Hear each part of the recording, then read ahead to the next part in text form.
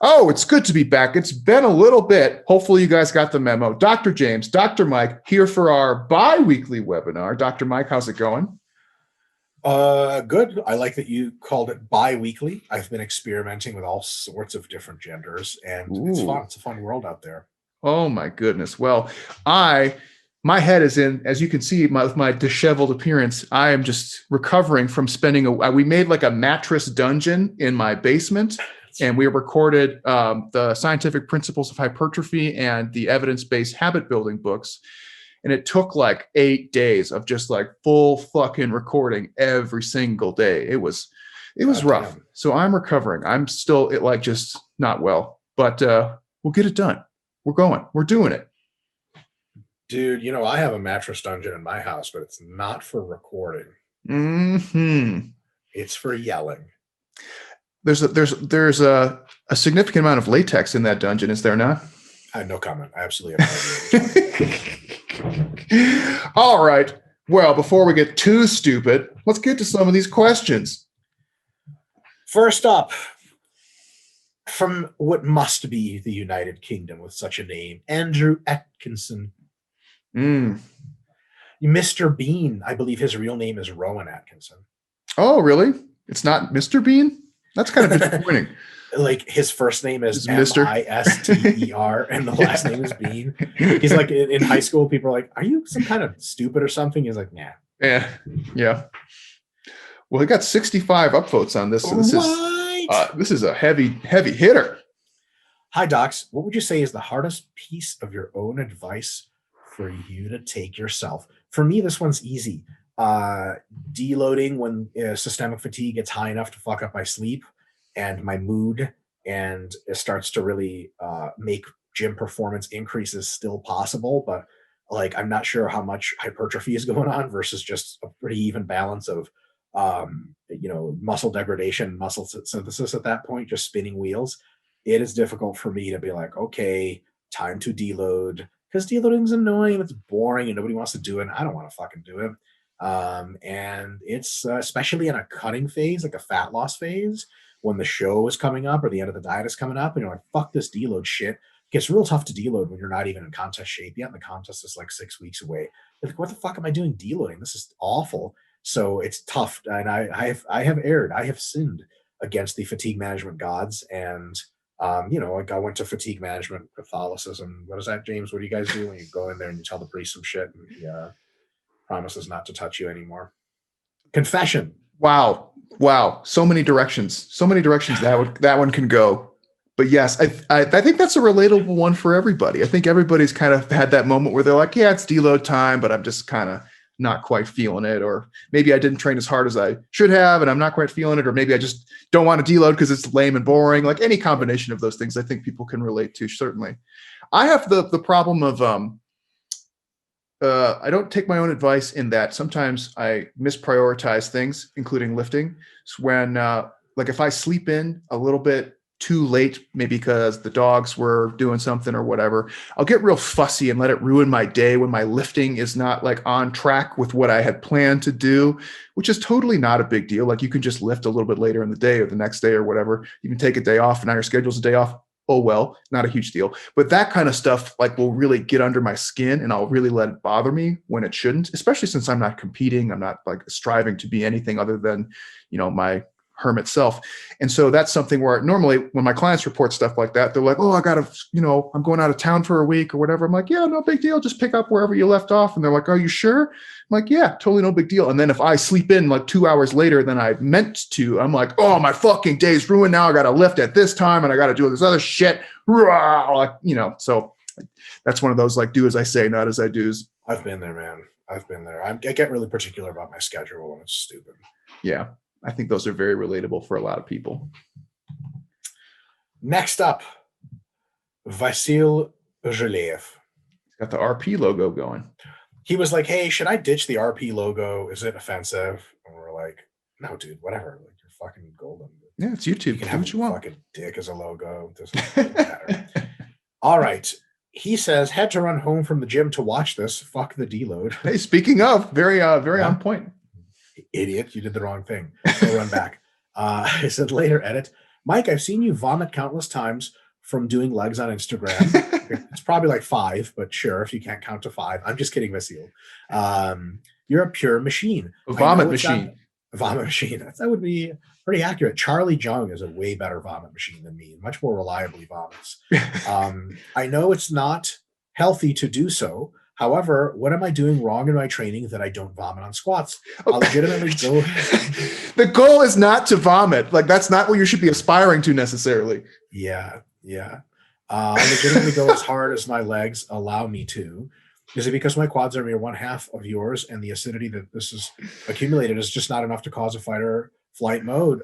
Yeah, it's pretty much it. Like a lot of the reason vomiting happens is because of an increase in total body acidity, and your stomach contents are highly acidic, so they can that can go one or the other way. There's a couple other mechanisms, but generally all of them lack in basically come into like just huge systemic overdrive.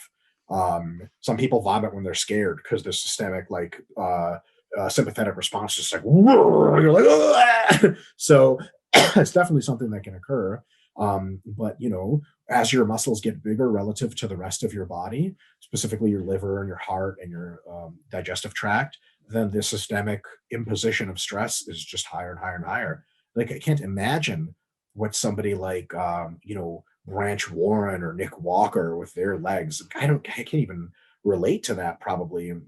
These guys do like 3 or 4 true working sets per session for quads, and that makes total sense. Like once your quads get that big and you're good at training them hard, you don't need a whole lot because they're so strong that they're just like Icarus to the fire. They just burn themselves up and the rest of your body with them.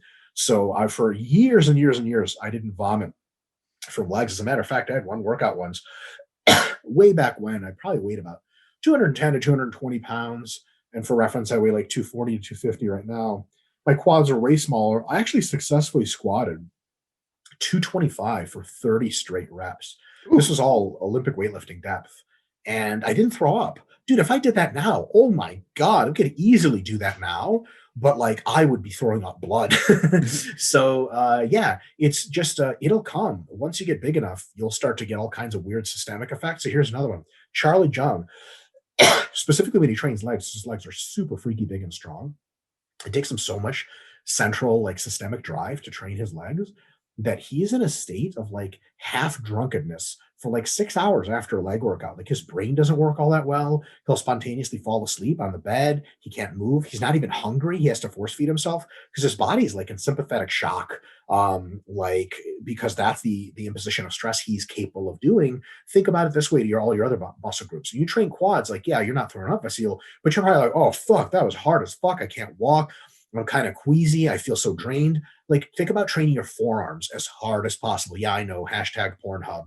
But on a serious note, to like 6 sets of forearm curls, you're going to be like, okay, so my forearms hurt and I feel fine, right? Because the size of that muscle just doesn't have a big systemic hit.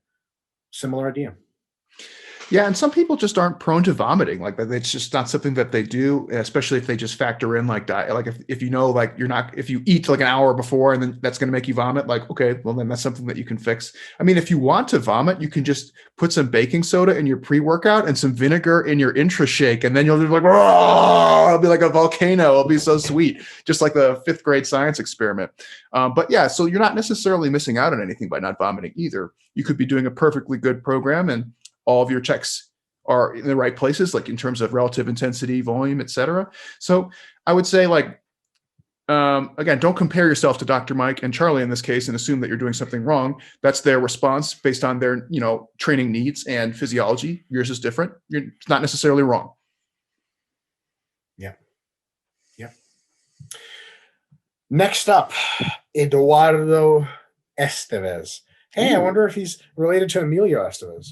Emilio. Do you know that Emilio Estevez and Charlie Sheen are blood relation, but they just have two? Oh, really? Estevez just took a fake name. Mm-hmm. Oh, I can kind of see the resemblance. Mm-hmm. That makes sense. And they're both Charlie Sheen's, Martin Sheen's kids. Oh, interesting. Why he took a different name? I think Charlie Sheen is now HIV positive. Oh, bummer. Because he did all the drugs and the sex that he could. Well, right on. Right on. All right. Eduardo Estevez says, hi, docs. I've just started organizing my training using RP methods, and I'm now going to my second mesocycle ever. My question regards how to choose how many muscles are focused on during the meso and how many stay as back burners. So if I pretty much divided my body into two big groups and thought of going back and forth in between them, I'm being them being quads, side. Okay, we don't actually need to know because that all sounds fine. Does that sound like too much? Should I spread them out in 3 groups? I've been a bro splitter for 10 dumb years. P.S. I know this question might have been answered before. This is the first webinar I watch. Peace and love from Brazil. Oh, Brazil, Brasileiro. Dude, there is a Brazilian, Crystal, my wife watches this stupid ass show called 90 Day Fiance. It's the worst. Oh. One of the episodes, or one of the characters, she's a Brazilian woman who's trying to marry an American guy. And she is so great because I literally get like, I'm like, I want to go roll and do jujitsu right after I fucking watch an episode with her because it just reminds me of jujitsu so much because she's so Brazilian. She just never says like, she says likey. I like him, no him, him, H-I-N, him likey. I'm just like, this is great. She does every single Brazilianism you can imagine. I was like, classic. So good, so good. Folks, if you haven't followed Renato Laranja and you want a good like Brazilian spoof, so good. Yeah, he's got it down to a science. He's got it down to a science. So, Eduardo, generally what we say, and there's more details in the Scientific Principles of Hypertrophy book James and I co-authored. What we generally say is... Sorry. Oh, yeah. No, go ahead. No. Real quick on that. So, obviously, I recorded the audiobook for that. That won't come out for a minute. But the paperback is live as of right now. So, when you guys see this webinar, that means you can go to Amazon or the RP website and get the paperback version now, if you'd like. Sorry, I should have... paperback version? I think it's 55. Oh, shit. Yeah, so when you do like just, fun fact for those of you who are interested, when you do print on demand with Amazon, it is based on like page number, color, trim size, and a lot of other factors like that. So the bigger it is, the more expensive it is. And the hypertrophy book is beefy. It's a beefy book. So you can get much more insight in the hypertrophy book here. But generally speaking, what you want to do is be able to reach each muscle that you train its local maximum recoverable volume. That's the ideal way to train because it means the harder you train the muscle, the system is never interfering. So like, for example, if you get to a point to where you generally feel pretty good, systemically, your sleep is good, your desire to train is good, but you get to a point where your chest stops getting stronger and starts getting a little weaker because you're doing that much volume and intensity relative effort, then you've hit your chest MRV, but it's not systemically driven because your system is fine. On the other hand, if you're getting to a place where your muscles are all kind of making pretty good gains, but then you start to get really tired, your sleep tends to get off, you start to get really low motivation, low hunger, and you're feeling like the reason you're stopping on bicep curls isn't because the muscle is giving out, it's just kind of your soul is giving out. You're like, oh, I'm just so fucking, You guys ever have a workout where you're like, I just don't want to fucking do this. It's not, nothing local is wrong with you, it's systemic. So generally speaking, when you start out as a beginner, you just do everything. And because your minimum effective volumes are so low, generally maximum recoverables are so low, and also just the systemic imposition of stress is really low, just like actually from the vomiting question. You can train all your muscle groups really, really hard and have them reach their own internal limits, and they never really fuck with your systemic fatigue. It's never a limiting factor. Now, at some point as an intermediate, you'll probably run into the idea that you can't actually train everything as hard as possible and get the best gains. Then you may put like 1 or 2 muscles on the back burner for a few mesocycles, and then put them back in, take another 2 muscles out, eventually go to something like a 50-50 split, like you're doing there, Eduardo, which is totally fine. You might not have to do that, but if you have to do that, the way you would know is your systemic fatigue what's limiting you? If it's not, then you can add more muscle groups to do. If it is, then you can't do as many muscle groups as you think. And a lot of times the big muscle groups are the ones that really impose. So like you can do like tons of forearms and biceps and rear delts, and that's totally fine. But if you do like a super quad and back emphasis in the same mesocycle, it might just not work out for you. So that's really the answer there.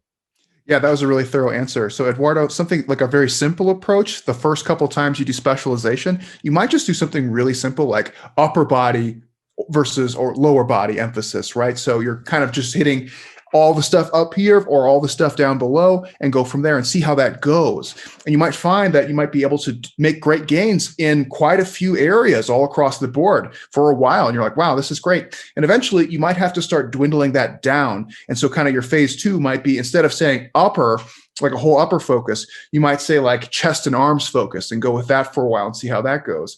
And that might go for really good. Maybe you do the same kind of thing. Like maybe you did, like a quad and calf focus on a different one, or maybe you did like a back and bi. Any of those kind of things are totally fine.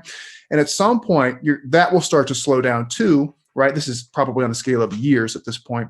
And then you might find that you might actually have to start taking things down to like MV levels when you do your specialization phases. So I would say start big, go as big as you can before systemic fatigue becomes a limiting factor, and all the things that Dr. Mike said, and then kind of start narrowing your focus down. Because I think a lot of people start specializing way too narrow, way too early, where they're like, I'm going to do arms and shoulders. And it's like, you can do that, but you could also have been training back like that entire time and making great back gains as well. Like there's no point in limiting it to such small muscle groups in such limited context. So start big and kind of dwindle down based on your responses as you go. 100%. Next up is Zakaria Ahmed. Got it. Ahmad. And he says, how to work out weekly volume for smaller muscle groups such as rear delts and upper traps since they recover so quickly. What I use pump and fatigue levels as the muscle indicators, all the same indicators, all the same ones. Soreness might not be a big one because a lot of those muscles that you mentioned aren't really mechanically positioned to get much muscle damage or nearly as much as you would want. But generally speaking, the pump, perception of tension, etc., and performance. Like if your performance is excellent, you're recovering super easily, and your pumps aren't super impressive, you can increase the volume. And then at some point, the volume is going to be so high that like you're going to be doing multiple sets when you've already peaked in a pump, and that's probably not super productive. And also you just get really tired and you won't be able to hit PRs as readily. So you might think like, oh, like this is a bit high in volume, but still working. And at some point you get so fatigued that you can't do it anymore, and that'll be your maximum recoverable volume. And the easy one there is make sure you train them frequently. Because if you train those muscles infrequently, you can do like almost an infinite amount of volume per session. Right. Most of it ends up being junk volume, and you never get tired because you heal so much. It's like, how much volume would you have to do to your quads per session if you were in a position where you only had to recover every other week? But like there really isn't like 40 sets, I don't know. But then like the last 15 of those sets, the last 25 of them are probably just total junk. So make sure that like if the small muscle groups recover quickly, you're also interspersing lots of frequency 2 to 4 times a week per muscle. I think is a really good start. Yeah, that was a really good answer. I was going to go the frequency route too, simply because of like Dr. Mike already mentioned, the junk volume problem that you get from just training those like twice per week, which is going to be mostly a waste for you. But even like 3 or 4 times per week, you might have such high intra-session volumes that you might start to find that even something as lame as like your traps and your rear delts start to interfere in weird ways with other things like your back training. Whereas if you did them 4 or 5 times per week, the session volumes are relatively small, you still get great pumps, and they have less spillover into other things. Like it's going to be one of those irritating things where you did so many like reverse pec decks that now you can't actually do your heavy rows as effectively like the next day. That would be like very irritating, right? Because you're like, well, I followed all the algorithms and I kept getting like, pumps, or my performance was good and all this things, but I had to do like 15, 20 sets per session. Like that's the problem with that. So that's when having a higher frequency really helps out, and you don't have to blast so much either junk volume or just so much in each session. Next up, Niz Michaels Smythe. Niz. In it. Smith. Question. Tried to sneak in too. Yes. Question 2, we will just ignore. Niz, post that next week. Question. I've been doing really well in terms of my nutrition for the past 6 months. However, I'm a fat fuck at heart. Regardless of how low or high my body fat is, I really, really enjoy engaging in pure fat assery, unrestricted eating around 6 to 12 calories per day. I love food, but I also love being lean. My question is, how often can I engage in this type of behavior without gaining a ton of body fat rapidly? Once a month, more, less, never. Well, it's really easy for you to find out. Start with once a month and see how every month how fat you are. If you're like, this is fine, go to 2 times a month. And after a month or 2, you may be like, man, I'm a lot fatter than I thought I was getting. This sucks. And then you could be like, okay, once a month it is. You could have a situation where you do that, once a week, and you have plenty lean and not getting too fat. It also depends on what else you do with the other calories throughout the week.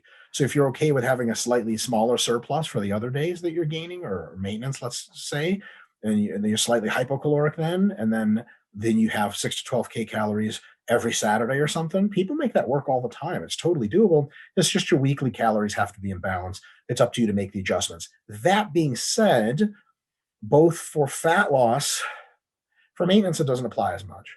For fat loss and muscle gain, dedicated small surplus and deficit that are consistent work better than a ton of pulsatility. So, especially for muscle gain, I think if you like are hypocaloric most of the week and you have 6 to 12K calories on Saturday, that's not the best way to gain muscle. And it is a pretty decent way of getting fat. So, some moderation is probably a good idea there. I will also say that once you get big enough, your love of unrestricted eating might dwindle because you're just like, fuck all this eating business. So if you eat a lot of really wholesome food, plenty of fiber, lots of filling options, you might be so not hungry that just one fun cheat meal that's only 2,000 calories per day extra could do you right in. Yeah, I agree with Dr. Mike here. I also would suggest maybe you think about like kind of a phasic approach to these things, because like obviously multiple instances of these kind of, I don't want to say binge eating, but like having these really unrestricted eating days is going to be disastrous on a cut. So when you're cutting and actively trying to be lean, you might say, okay, for the next 3 or 4 months when I'm cutting, I'm only going to do once per month of this behavior.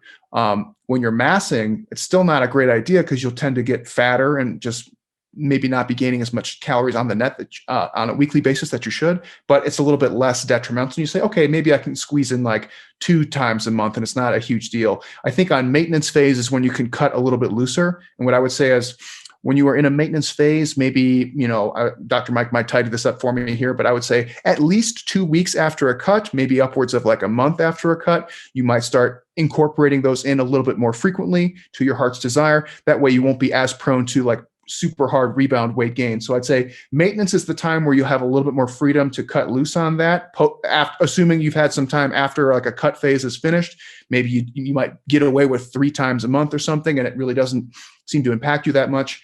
And then I would kind of like I would trial and error and then phasically approach it like that and say like, okay, well, this is the time of the year when I'm actually trying to be lean. So this is not in line with my goals. So binge eating like this would be like a specificity violation. Whereas like at least on mass phase, still not great. It's at least more in line with what I'm trying to do, which is gain weight. So that's okay.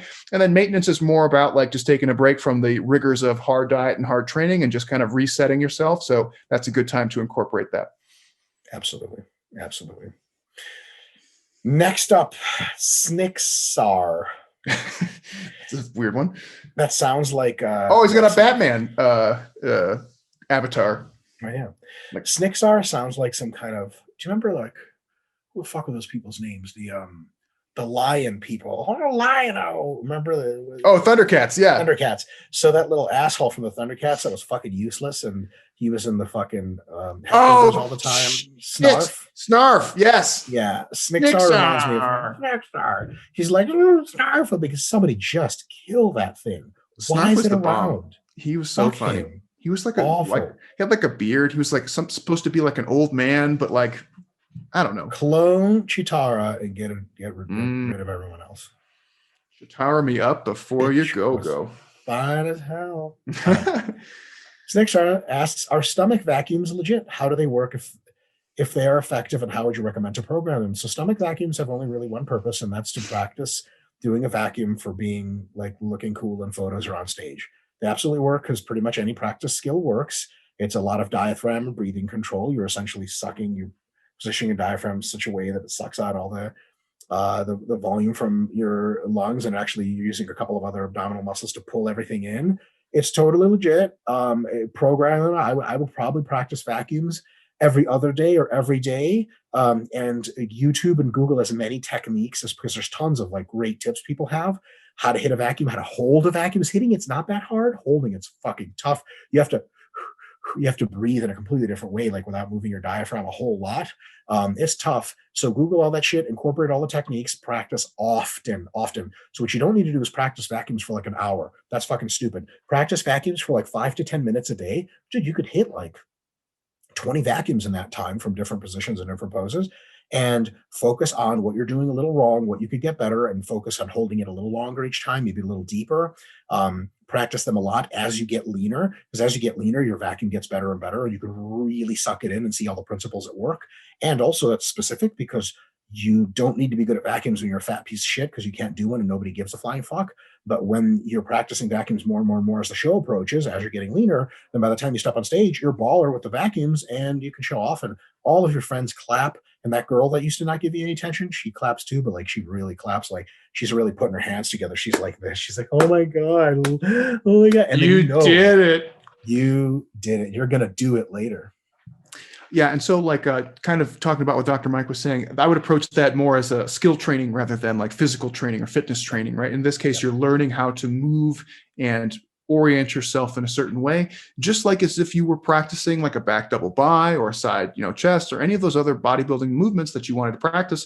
Those are essentially skills. And then skills can then be integrated into like the quote unquote tactics of a bodybuilding routine and go from there. So in that case, as Mike said, like smaller, more frequent exposures would be to your benefit rather than like trying to hit like a vacuum MRV in a week or a session or something like that. Yeah, 100%. All right. Antoine Bonzon. Bonzon. God, I wish he was. We've only Frenchified his name. I wish it was French. Yeah. But maybe it is. Maybe? I don't know. He says, hi, thanks a lot for answering my question. Sorry for the question mark. I didn't see that one. What do you think would be the best investment after a barbell and dumbbells for a home gym if one cares mostly about hypertrophy with an eye on long-term joint health? My answer is going to be a stupid one, which you probably don't want to hear, but there's a general less stupid one that can be posited in its place. The free motion cable machine, which is not cheap, that it does like 10 trillion things. You can do shoulders, biceps, forearms, all kinds of back. It's amazing, but it's fucking not cheap and it's a little large. My second answer would be any kind of the generally variable cable setup where you can do at least pull downs, cable rows, cable curls and upright rows, and cable tricep push downs. I mean, that basically is an awesome machine because you could buy a bunch of different handles for it. Handles are cheap as fuck. They're like $20 each. And that literally turns it into a bunch of different machines. It's a really worthwhile investment. So free motion is the best machine for that, but a regular cable setup is awesome. And James, I suspect you agree with me because you only have barbells, dumbbells, and that machine, the cable machine I just described. So yeah, and actually, I totally agree with Dr. Mike here. And getting the so for me, I got like the cable attachment that fit into the squat rack that I own. So they made like a supplemental cable thing that you just bolt into your squat rack, and that thing was a game changer in terms of what I could do at home. Because for the last 3 or so years, I had only been doing barbell and dumbbell stuff. And you can imagine why I always bitch about having elbow tendonitis, because you can only do so many things, right? And so for that one, even just for a fatigue management standpoint, being able to do some like cable curls and some pull downs and some upright rows with the cable instead of just blasting my fucking elbows all the time made a huge quality of life improvement for me. And on a side note, as you probably have already guessed, also increased the SFRs for a lot of the movements I was using. So for example, like your boy has long arms and I'm heavy. Pull-ups, not a great movement for me. I usually have to do them assisted, and I really don't get much out of assisted pull-ups just because like I usually shit out around like 10 or so. Now I can do pull downs and I can do, upwards of 20, and that gets me going like nothing else for my back training. So not only does it help you in the fatigue management side, it can help you heavily in the SFR side. I would not so Mel and I always have this kind of, I don't want to say argument, but we go back and forth about what things we want to add to our home gym. And I'm sure most of you can relate. So price is always an issue. And then of course the footprint and utility of whatever you get. So Mel will be like, I really want a 45-degree back raise. I fucking love 45-degree back raise. The only downside is it's fucking enormous and you can only do 45-degree back raise. Right. So that's kind of a bummer. And so I'm trying to see if I can get around the belt squat wagon, because the belt squat, you can do squats, you can do lunges, you can actually do upper body stuff, you can do hip hinges, you can do all sorts of wacky shit with the belt squat. It has a massive footprint, but at least has more utility in some ways. So that's another thing you kind of figure is like the cost and then the footprint versus how many things you can do with it. Can't beat the cable stuff, as Mike already said, though. Cable stuff. Yeah. Another example of a shitty machine to get if you just have barbells and dumbbells is a Smith machine. You guys know I love the Smith machine, but it just replicates all the other movements. Right. It just gives you a little bit of variation and it's all the same shit. So like, and you can't even put different attachments on it. So like what's more different? A cable movement or barbell movement, or barbell movement and a Smith machine barbell movement? Well, fuck, man. So a lot of people get like, there's a lot of redundant machines. Like, it's really funny too, because like, like we all bitch about like public gyms we go to. James no longer, because he doesn't go to a public gym. But like sometimes you got to wonder, like, what the fuck the people choosing the people whose job it is to choose equipment to buy are thinking. Like you'll have like 2 leg presses and 0 hack squats, and the next purchase will be just an addition of like a different leg press, like a different brand. I'm just, what? Where the fuck is the hack squat? You could have added to this gym like exponentially, but you just did like this marginal addition of like, oh great, this other leg, and half the time that leg press is even worse, and you're just like, who makes these stupid fucking decisions? But such is life. The funny thing that you mentioned the Smith machine example, the funny thing with that one is it's like it does the same things as barbell does, but has more upkeep than the barbells because you got to like grease it, make sure it's balanced, like all that other shit. So it's like it's even more fuss than just having a barbell. Fucking yeah. For as big of a fan I am of a Smith machine, it's not a standard home gym piece of equipment. So like, sorry, real quick. When I was working as a manager at the gym at University of Illinois Chicago, we had a Smith machine there, but one of the things that sucked is that it would always get off balance, and you'd always have to have somebody come in and like rebalance it. So it would always, even though it's a Smith machine, you'd unrack it and you could feel that it would be leaning on one side. I've been on machines like that before. I'm like, this is useless. And you're like, it's not work sign in this. God damn it! It's supposed to be square. It's the whole point of this machine is that it can't be off kilter, right? And they do. You have to get them tuned up. James, I used a Smith machine in which the properly functioning version of that brand doesn't balance side to side. And I'm just like, why? Exactly. It literally has only one function, is to keep the barbell going forward to backward. That's it. That it does well. But this, it doesn't prevent. I'm just like, why? Oh my God, I lost 80 pounds of strength on my Smith machine shoulder press. How? I was trying to do squat presses. I'm imagining unracking it being like, what? No, that's literally what I did. I was like, what the fuck is going on? And I was like, is this broken? Am I using it wrong? Nope, that's just how it was designed. That's like, I want to come up to the engineer that made that thing and just headbutt the fuck out of him. Like, dude, unacceptable. Unacceptable. Who tested this? Yeah. Let me guess. Somebody gave this a check mark and was like, yeah, this is good. Fine. It looks like a machine. All right. Next up, airy small. Airy. It's airy and it's small. He says, hi, docs. I know something else hairy and small. My dick. In regards to, that's damn, James, you really just threw yourself into the wood. Self-deprecating. It's great. No one can deprecate you if you deprecate yourself. Dude, there's a couple Instagram accounts now with like hater accounts for me. One is like the caption at the description is like, fuck Mike Israetel. This guy makes like these videos where he voices over my like some of these YouTube videos that I've made, and he's like, I'm an idiot and I'm dumb, and I'm just like, so mature. Interesting investment of your time. Got me. You know, that's like Reps and Reserve guy got his friend who doesn't sound German to do it, so it can't come back to him. 100%. That's brilliant, because we all know Reps and Reserve guy is German as shit. Like, just admit it. You hate Jan Fries. That's the whole purpose of the account, is to make fun of him. And it's not clear you lift weights, and it's pretty clear Jan Fries does. So it's a cringe city. Anyway, Airy Small says, in regards to genetic engineering, how far away do you think we are from being able to change our genetics to be optimal for bodybuilding? Do you think this will be a good thing or a bad thing for bodybuilding? So I have a 2-part answer for you. Number one determinant of how far we are away from that, unfortunately, is the state of the regulatory environment in most countries that have the capacities to engage in advanced biomedical research. Unfortunately, most countries that have that have been sort of infiltrated by a culture of bioethics, which doesn't understand bioethics, and thus the approval and regulatory burden is massive. So a lot of genetic engineering research doesn't even happen, because you have to be a multi-billion-dollar company to afford the potential lawsuits and all this other crazy shit, to have to jump through the regulatory hoops. So I don't foresee it coming along until maybe 10 years from now. I don't see it coming in 5 to 10. Hopefully I'm wrong. Maybe 10 years from now, we'll have some mild advances.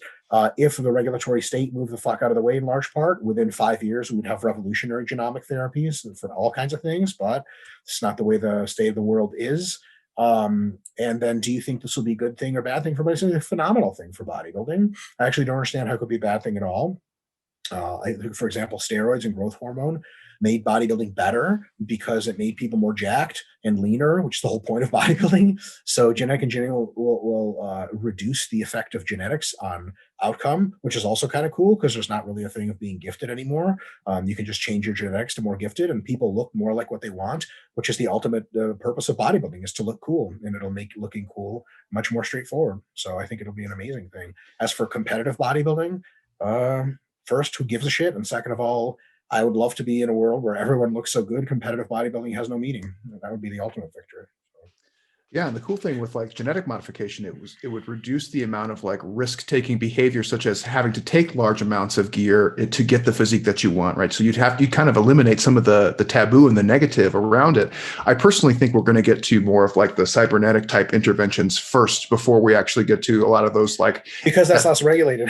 yeah. Oh, yeah. And I think once that happens, people won't even. I think like the whole notion of like genetic modification for like sport, more or less, will just be kind of moot, because it's like, yeah, I could go through like extensive gene therapy, or I could just get fucking robo legs and go from there.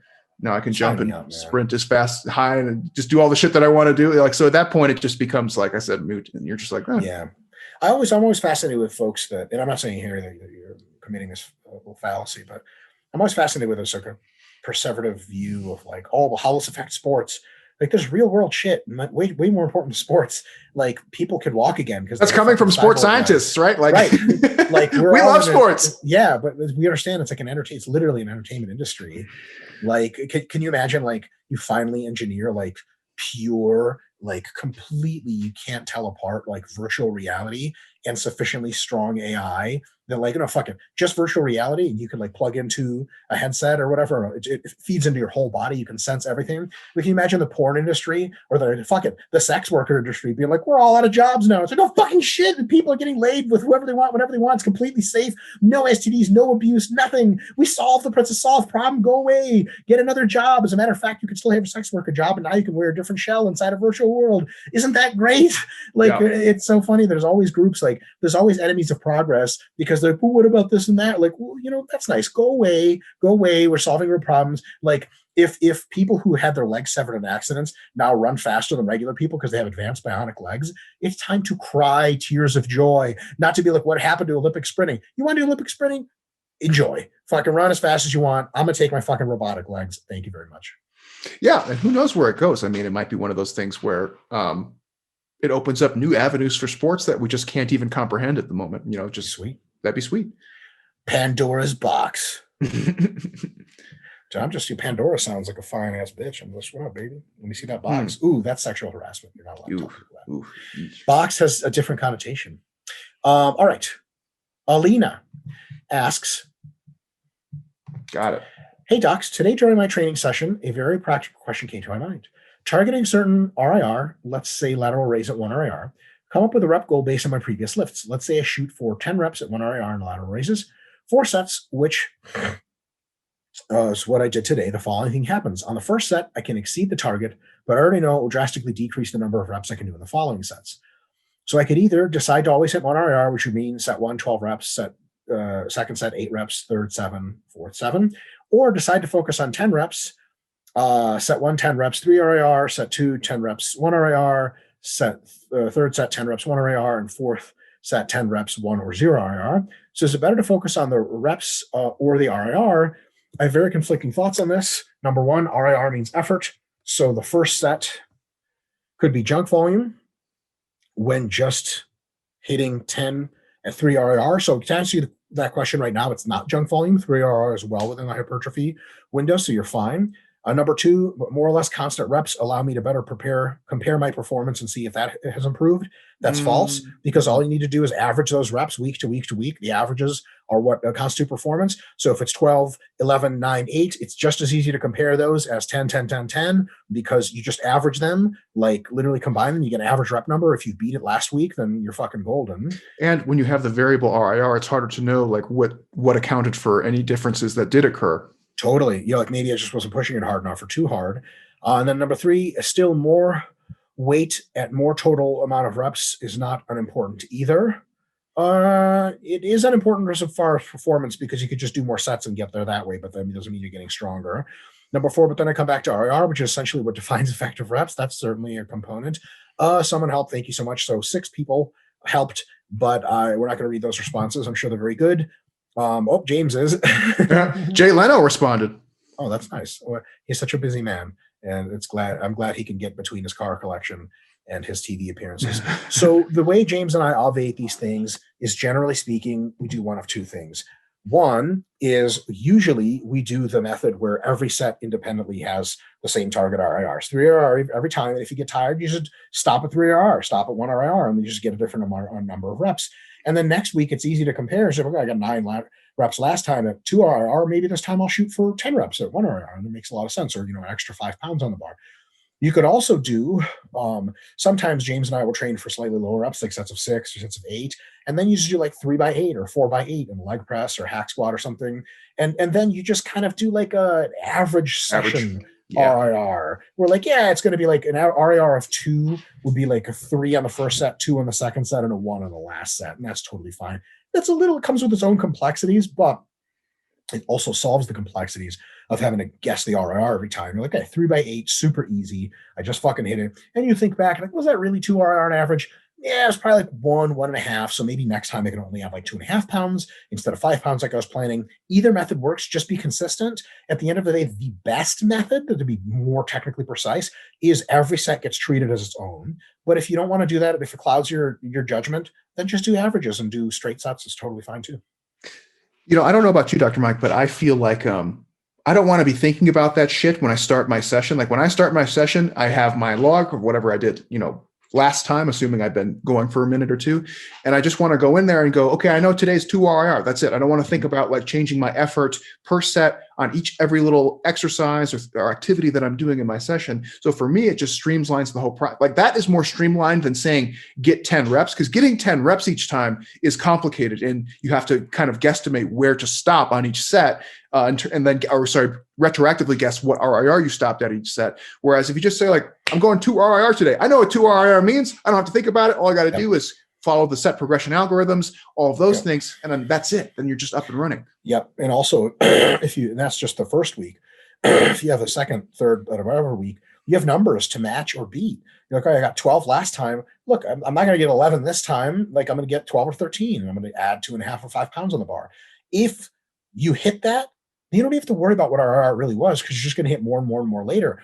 The only time you have to worry is like, oh, fuck, I can't hit this. Or like, oh, it took way too much energy to hit this. That's for sure not 3 RIR like it was supposed to be. It was like 0. Then you can make an adjustment. But we like to make adjustments after the shit happens, not before the shit happens, because you really don't know how a set is going to go until you do it.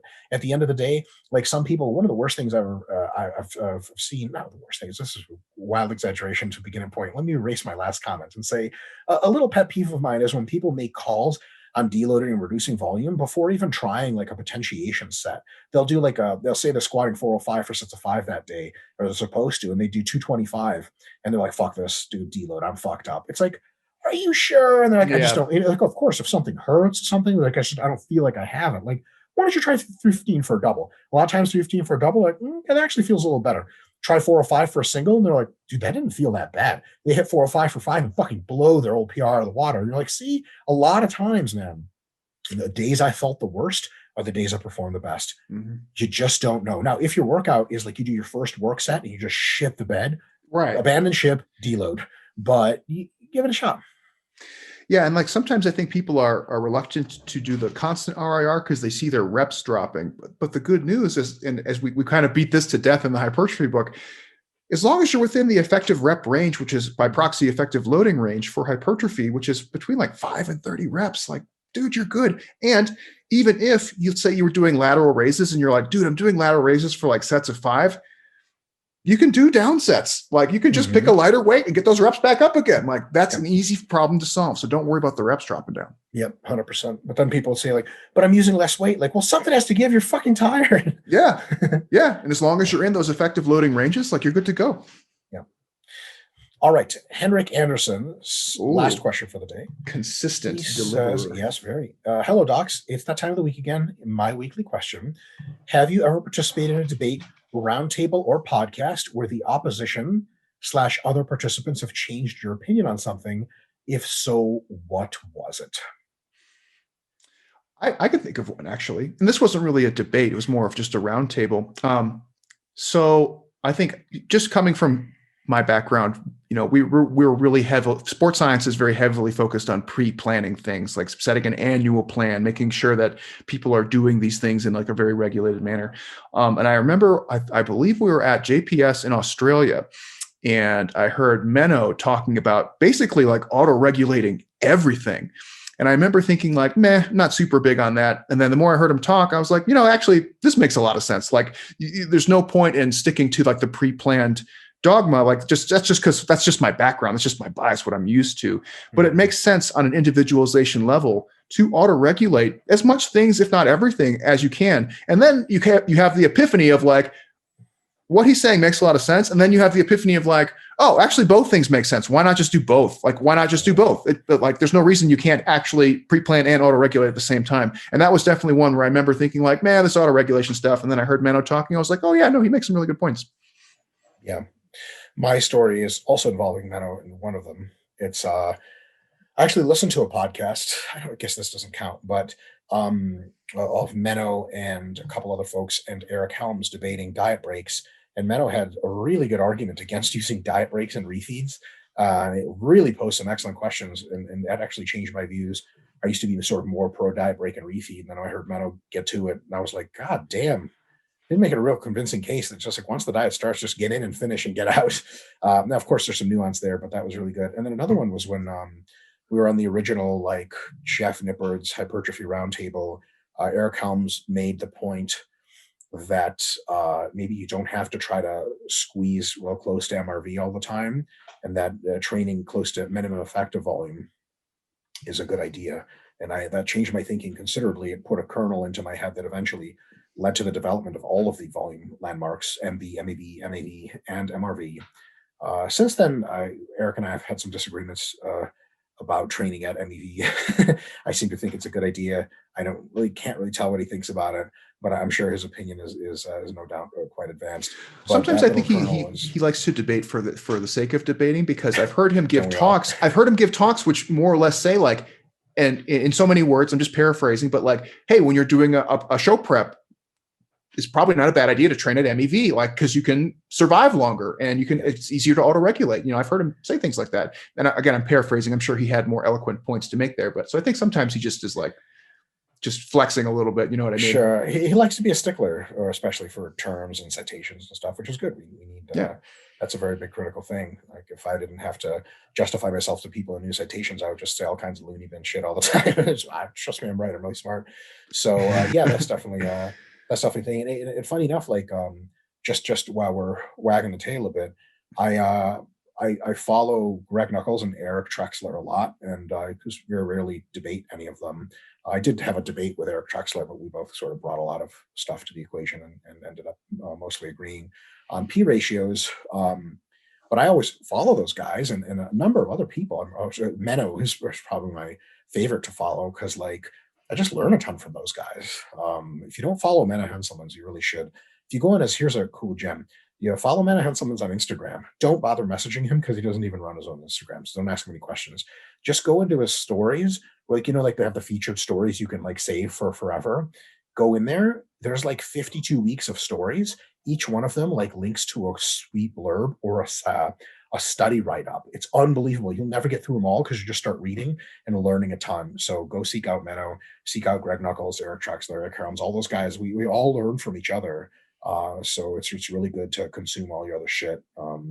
There's plenty of like retarded people on YouTube you can't possibly learn from. So it's good that there's some people you can, I guess. Yeah, for sure. And I think like, especially since we all have similar educational backgrounds, we, although it may seem like we are debating each other or not in agreement on something, when you actually look at the context of what we're talking about, it's usually just like some piddly thing it's like you have like 90% overlap of agreement, and then like maybe 5 to 10% disagreement on something that is so minute and maybe not even able to be proven yet. So it's like, some people will say like, oh, you don't agree with Eric Helms on this. And I'm sure Dr. Mike has said countless times, like, actually I do. We just had this like one thing we didn't quite see eye to eye on, and that was it. let me get, every time I don't agree with Eric Helms on something, it's because I think he's stupid and worthless. And I think I just want people to know that. So stop asking me what I think of Eric Helms. I fucking hate the guy. It's just both ways. It goes both ways. He's a great guy. He's wonderful. He's such a great person, like as a human being, that I feel like a scumbag criminal anytime I'm around him. I feel like I've like shame just being around Eric Helms. It's because he looks and talks just like Captain America. Like I remember like talking smack about like somebody to him, like some liberal piece of shit in the industry. And Eric's like, Mike, I'm really trying to get away from talking smack. And I'm like, Jesus Christ. He has that like asshole. Fucking Tom Cruise-esque feature. Like he walks into the room and everyone's like, oh, Eric Helms. And you're like, girl, hey, I'm Dr. James. Tell you, I hope someone memes this, but if I was a woman and Eric was willing, by God, there'd be nothing stopping me. He wasn't willing. Mm-hmm. Damn. That's how it is. Well, on that note, James Hoffman as well. Hey, James. Hey. I think that's a good note to end on. Did we get all the questions? It would have been a sweet note before I said any of this. No more questions. That's it. That's all we got this week as far as the top 10. Okay, so just a couple little housekeeping things. If you guys haven't noticed, we've switched to a bi-weekly format. So we're coming at you every other week. Hopefully you guys got the memo the last time. Let's see. So I was working on the Hypertrophy book, audio book. I finished that. We did Dr. Mel's evidence-based habit building book. We did the recording for that. Mel also did some extras where she walks you through some worksheets. And then I did a Q&A with Mel at the end, which I thought was fun. What else? Hypertrophy book is on paperback now, and that's available. So, yeah, that's all I got. Dr. Mike, what you got? Anything? We're always on the YouTube grind, always more YouTube. And, we have completed the updated hypertrophy individual muscle training guides in the Hypertrophy Guide Central Hub. You can find that if you go to my Instagram and go to my bio, just click the link and it takes you right to all that shit. If you want to know about how to train the hamstrings or the side delts, or want to know the exercises, want to know splits, want to know the periodization, the shit is all there. If you have the Scientific Principles of Hypertrophy book, and you've read it and you're like, oh my God, this theory is amazing. I love it. I sort of know what I'm doing. Then you want the practical shit of how to train every muscle group, and you really want to be able to understand it. Go to those guides. Oh, they're free, by the way. And each one's like 15 pages long for every single major muscle group. So get in there, get working on those forearms. Mm-hmm. I actually have had two male clients recently who started a mass program, and I put them on like a forearm routine, which normally I wouldn't program much. And they both have been like, yeah, forearms. All right. Yeah. It's awesome to have big forearms, dude. So people talk about like muscles that really define a physique, like traps. Did you see somebody with big forearms? You're like, fuck, you're never fucking with that guy. He's going to manhandle me. Like, it's just like, it really completes the physique. And it doesn't matter how big your biceps and triceps are. If you have really small forearms, it throws shit off. You're not really going to have truly big arms. But if you have big forearms and big biceps and triceps, it just goes together so well that it just looks freaky. Like Jared Feather has enormous forearms, and it's really killing. It's very freaky. Physique. Yeah. Especially if you have long arms like your boy. I struggle with the meaty part of my arm, let alone this part. Jesus. All right, folks, thanks for engaging with us. We had good questions as always. Sorry, I was a little spacey today. Hopefully I'll be better next time. Dr. Mike, Dr. James here signing off. See ya. Thanks again.